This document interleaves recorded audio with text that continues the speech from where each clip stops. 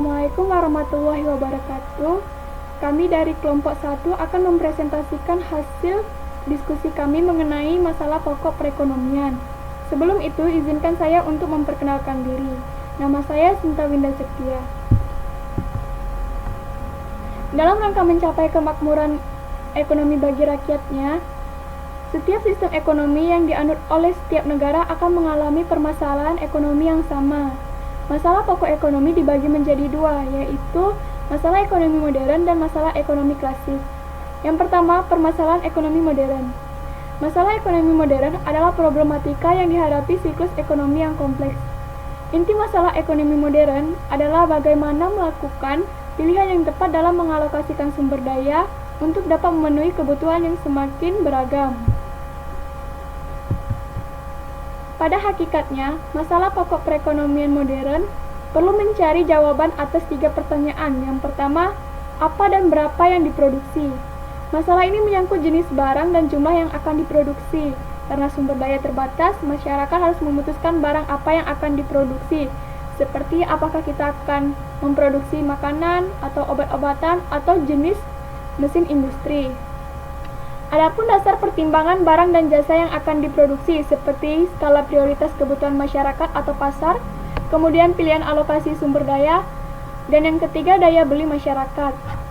Kemudian, untuk siapa diproduksi? Permasalahan ini adalah siapa yang memerlukan barang tersebut dan siapa yang akan menikmati hasilnya. Adapun beberapa pertimbangan tersebut antara lain mengetahui daya beli dan minat masyarakat, mengetahui segmentasi pasar, dan menentukan alur distribusi dari produsen ke konsumen. Dan yang terakhir, bagaimana cara memproduksinya.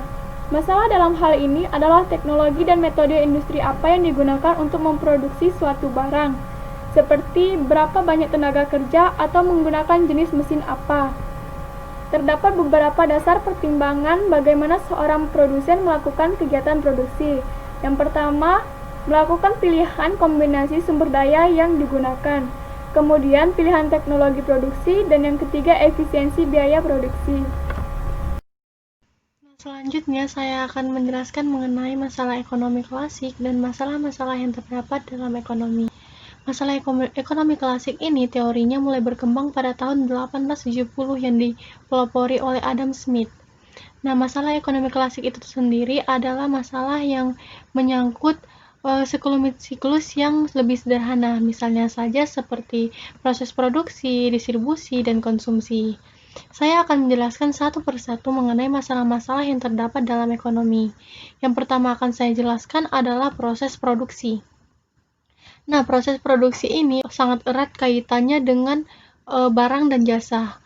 Apa yang akan diproduksi, untuk siapa barang tersebut diproduksi, dan menggunakan tenaga kerja berapa untuk melakukan proses produksi barang dan jasa tersebut.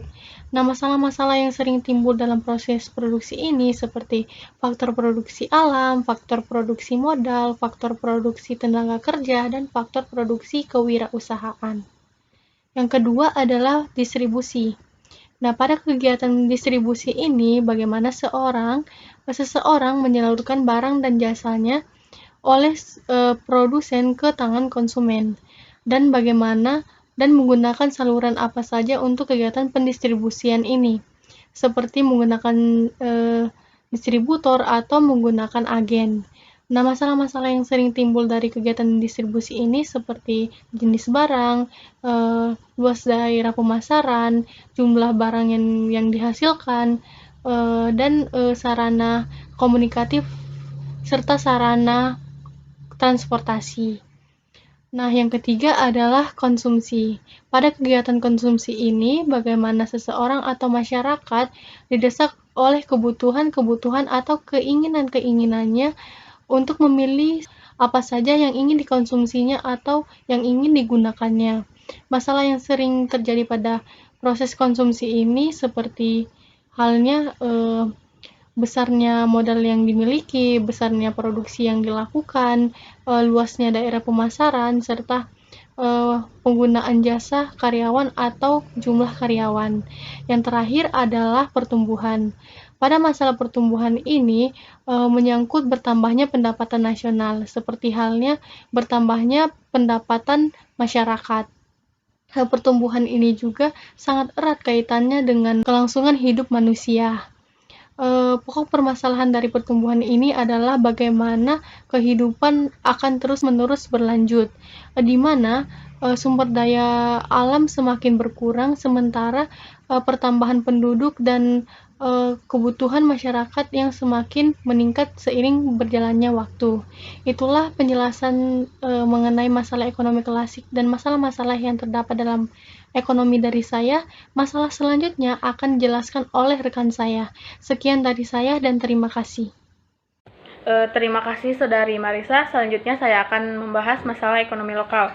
Ekonomi lokal yaitu masalah ekonomi yang menyelidiki tata sumber yang langka, serta hubungannya dengan pengaruh terhadap lokasi maupun berbagai macam usaha, baik itu di bidang ekonomi maupun sosial.